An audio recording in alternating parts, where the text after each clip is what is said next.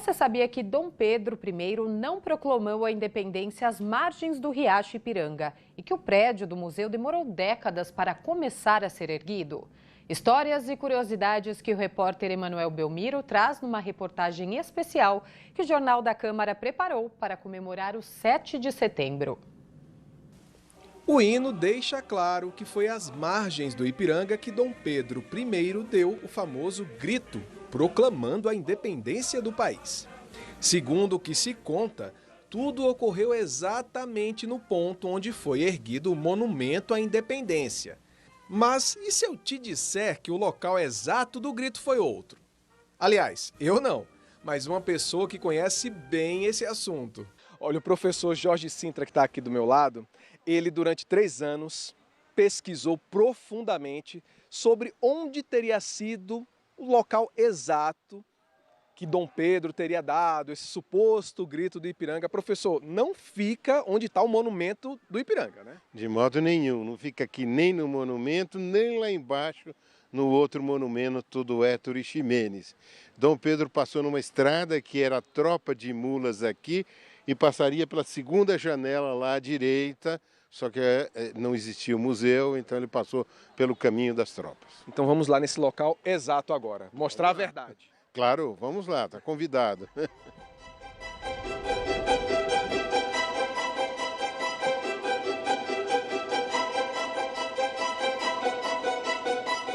Professor, 400 metros à frente, chegamos no local exato. Exatamente. Isso aqui é, de fato, um pouco revolucionar, porque todo mundo pensava que foi feito nas margens do Ipiranga, que está a uns 500 metros, 405 metros, aqui é mais preciso, 405 metros aqui abaixo está as margens do Ipiranga. Então esse, no imaginário popular, ficou sendo o lugar onde Dom Pedro, ou nas margens do Ipiranga, ou nesse monumento, ou lá em cima no edifício monumento que está lá. O professor Jorge Sintra, que é presidente do Instituto Histórico e Geográfico de São Paulo, também conta que até o relevo do terreno era outro em 1822. Se a gente perguntar onde é que Dom Pedro proclamou a independência, a gente tem que dizer foi 10 metros acima, 8 de terreno, 1,5 do cavalo e um pouco mais dele. Então, uns 10 metros aqui acima, se quiser a ponta da espada, põe mais meio metro aí. E por que foi feito isso? Porque o terreno era irregular e não permitia a vista do monumento lá em cima, ou só parcialmente o frontão clássico lá em cima. Não se via lá de baixo, então se resolveu fazer uma grande avenida, um grande eixo, segundo eixo do monumento, e rebaixar a terra de tal maneira que o museu fosse completamente visível desde o riacho até aqui em cima. Por essa você não esperava, hein? A Câmara Municipal de São Paulo também foi fundamental na descoberta do local exato onde Dom Pedro proclamou a independência. Então, em 1825, dia 2 de setembro, já 3 anos após a proclamação, as pessoas disseram, não, temos que pelo menos demarcar onde foi. Então, a Câmara de São Paulo veio em peso com todos os vereadores e fez uma sessão ao ar livre, como estamos nós agora.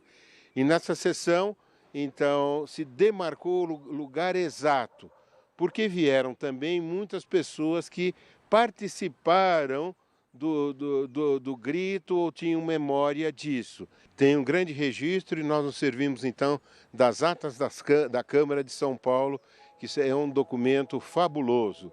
A construção do imponente prédio do Museu Paulista, ou Museu do Ipiranga, também foi tema de debates acalorados na Câmara por muitas décadas.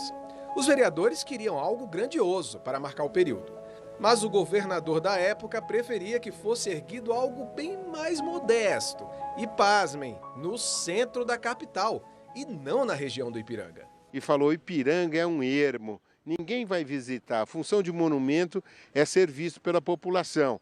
Então ele propôs que fosse feito na Rua da Glória.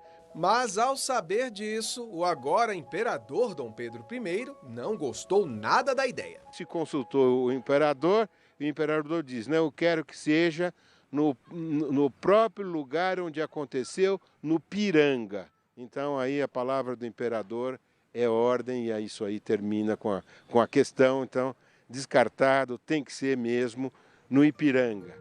Local definido, ok. Agora vem a parte mais difícil e complicada: construir o edifício. E olha, foram quase 70 anos do lançamento da pedra fundamental até o prédio pronto, viu? Como obras até hoje no Brasil. Você inaugura com uma pedra e passam-se anos ou décadas para construir. E qual era o problema? O custo. Mas depois, então, muitas tentativas, uma atrás da outra, e os tempos vão passando, 50 anos da independência, 1872, agora vai, então, até que finalmente houve um homem, o Barão de Ramalho, que falou, vamos fazer.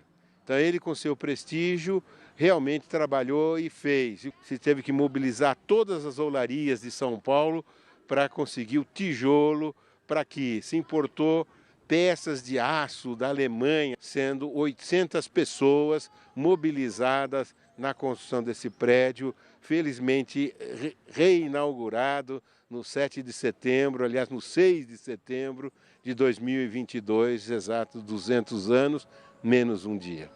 Dom Pedro I não chegou a ver o prédio do museu pronto, mas provavelmente ele teria ficado deslumbrado com o edifício. Também ficaria impressionado em ver o quanto aquela pequena vila de São Paulo cresceu, seguindo à risca os ideais da independência e da liberdade democrática.